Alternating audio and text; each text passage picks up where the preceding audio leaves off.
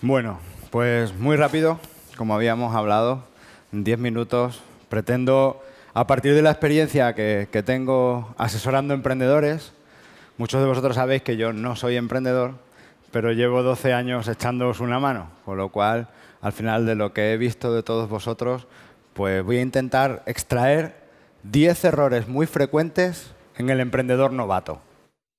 Cuando uno arranca, incluso aunque uno ya sea un emprendedor experto, cuando uno tiene una nueva idea, cuando uno tiene una nueva ilusión, una nueva iniciativa, suele volver a cometer los 10 errores de siempre.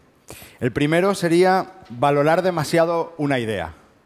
Normalmente los emprendedores tienen una idea genial, y la valoran demasiado. Como la valoran demasiado, lo primero que les pasa es que no quieren contarla. Y el primer riesgo que tiene que asumir un emprendedor es contar su idea. Tampoco podéis pedir demasiado por esa idea. No podéis pedir demasiado a cambio de una idea. Porque como todos bien sabéis, una idea buena es necesaria, pero no es suficiente. Y por último, no apasionarse con la idea. Está bien enamorarse, pero no apasionarse. No es lo mismo amor y pasión. Por tanto, no confundir amor y pasión con respecto a tu idea de negocio. El siguiente error, el segundo error, sería no saber muy bien explicar lo que vendo. Tengo una buena idea, cuento esa idea, pero no sé muy bien qué vendo, qué hago. De modo que cuando me enfrento a un cliente, o cuando me enfrento a un inversor, o cuando me enfrento a alguien, lo aturrullo de ideas y de cosas que voy a hacer y no sé qué, pero no soy capaz de lanzar un concepto. Un concepto que conecte con sus inquietudes. Un concepto que conecte con un problema real que yo vengo a resolver de una forma innovadora y con una innovación sostenible. Por tanto, tenemos que saber conceptualizar. Tenemos que saber generar una frase, 2 líneas, que me permitan contar rápidamente lo que hago, sin aturrullar, sin hacer perder el tiempo, aprovechando cada pequeño momento, ya no un elevator pitch, un peace pitch. Es decir, si coincides con alguien que te interesa en el baño y le tienes ahí a tiro mientras se lava las manos o algo peor. Entonces, rápidamente tengo que contar, pues soy fulanito de tal y me dedico a esto. El siguiente error es no coordinar bien pensamiento estratégico y pensamiento operativo. Cuando ya nos ponemos a planificar, más o menos tenemos clara nuestra estrategia. Sabemos quiénes somos en el mercado, quiénes queremos ser, hasta dónde queremos llevar nuestra idea, pero a veces no lo coordinamos bien con el pensamiento operativo. Hay que saber hacia dónde se quiere llegar, pero hay que saber también cómo se llega, cómo se recorre el camino. Por tanto, es muy importante que asentemos las bases de qué voy a hacer, para quién lo voy a hacer, cuánto me cuesta, qué tengo que hacer exactamente, en cuánto tiempo, qué recursos necesito, qué retorno voy a obtener.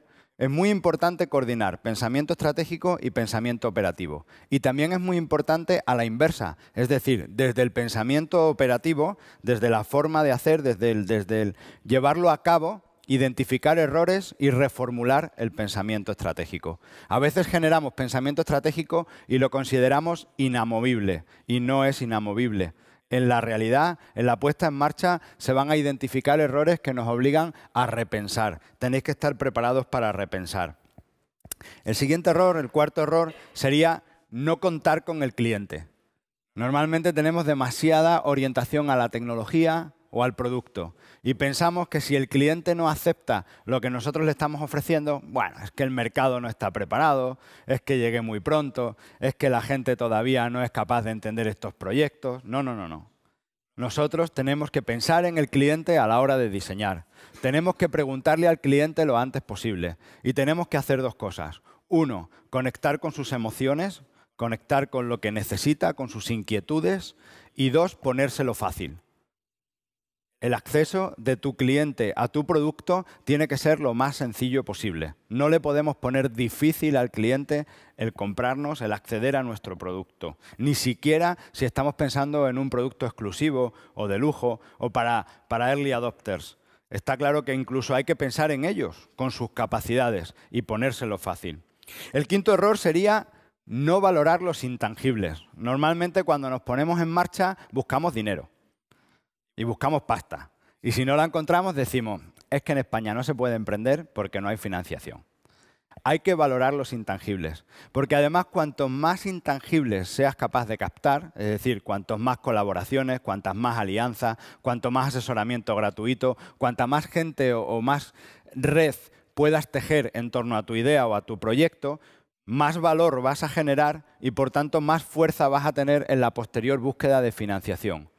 Es muy importante valorar los intangibles. Es muy importante medir qué intangibles estarían asociados a tu proyecto que te hacen fuerte.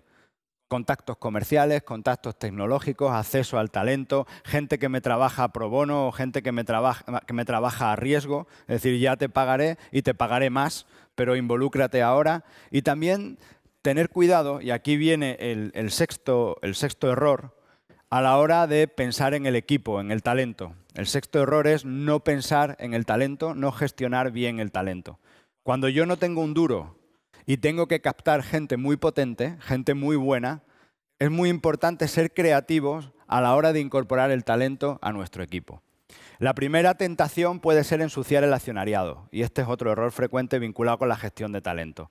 Todos esos intangibles y todo ese talento que yo sumo, normalmente digo, venga, te doy un 5% de mi empresa, venga, te doy un 2% de mi empresa, y al final lo que estamos haciendo es ensuciar el accionariado. De modo que cuando luego me enfrento a la financiación me encuentro unos accionariados con 10, 12, no, es que este nos echó una mano, este nos desarrolló la plataforma y se la cambiamos por un 10%. Claro, llega el inversor y dice, bueno, ¿y yo qué pinto aquí? Aquí hay que limpiar todo esto, ¿no? Y nos enfrentamos a un problema que muchas veces pues, es legal, a veces nos genera incluso fricciones con talento muy valioso.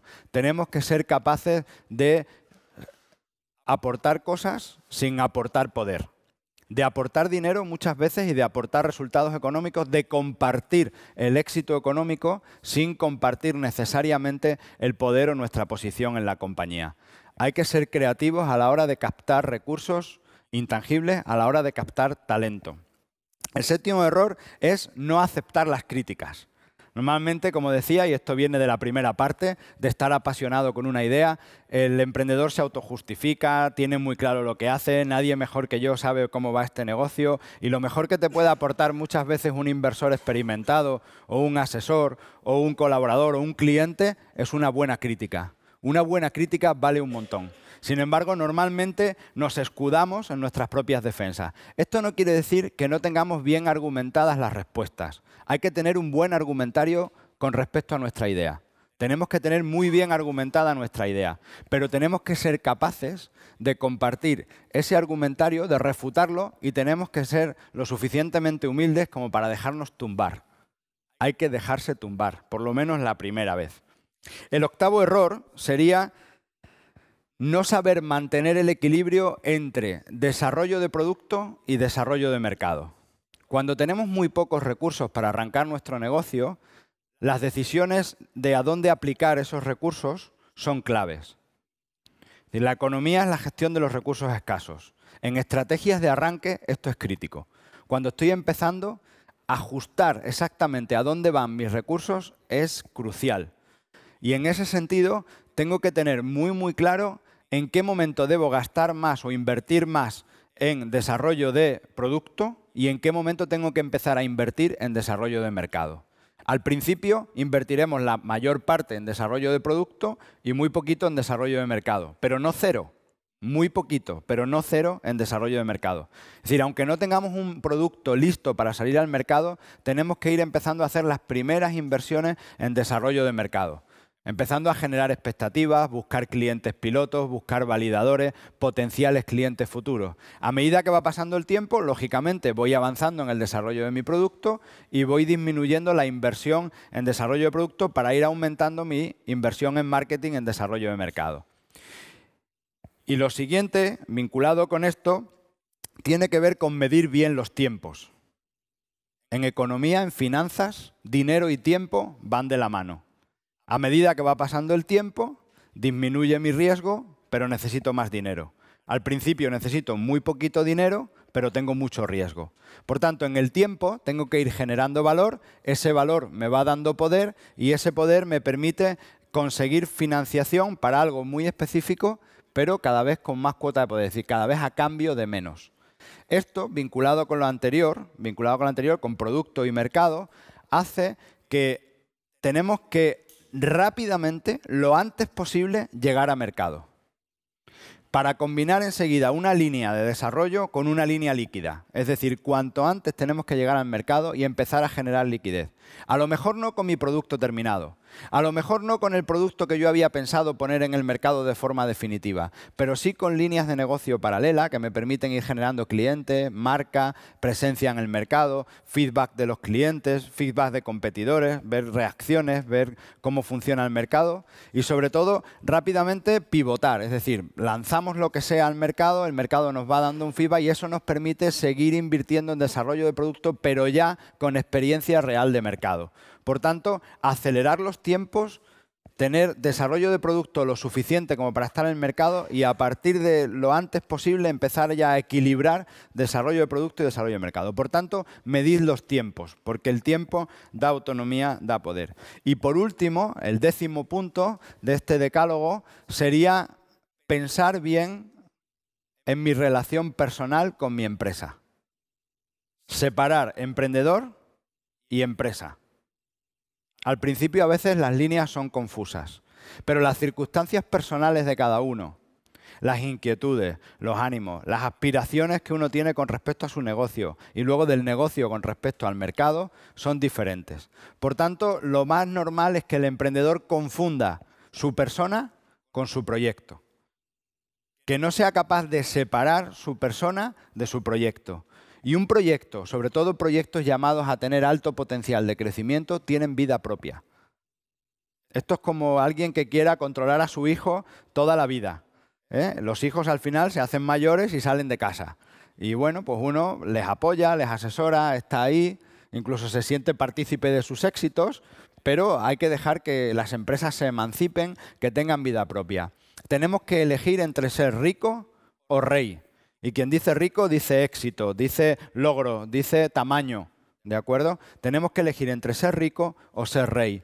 Las empresas hoy en día, con un entorno tan competitivo, tan dinámico, no se crean para que duren 3 generaciones, para que alcancen los 150 años bajo la misma titularidad. Es decir, una empresa puede llegar a tener 150 años, pero probablemente haya sufrido varios procesos de fusiones, adquisiciones, escisiones, spin-off. Es decir, podemos llegar a recordar que alguien empezó, podemos permanecer ahí, pero desde luego la foto de una empresa 30 años o 20 años después de su fundación no tiene nada que ver con el origen. Por tanto, tenemos que distinguir la vida de la empresa de mi propia vida y tenemos que ser capaces además de poner un stop loss, ¿no? Un stop de pérdidas. ¿Hasta qué punto mi persona se va por el retrete de mi empresa si hay fracaso o hasta qué punto quiero mantener el control de algo que pide vida propia, que pide entrada a gente que va a aportar recursos, que va a aportar tamaño, que va a aportar internacionalización. Hay que separar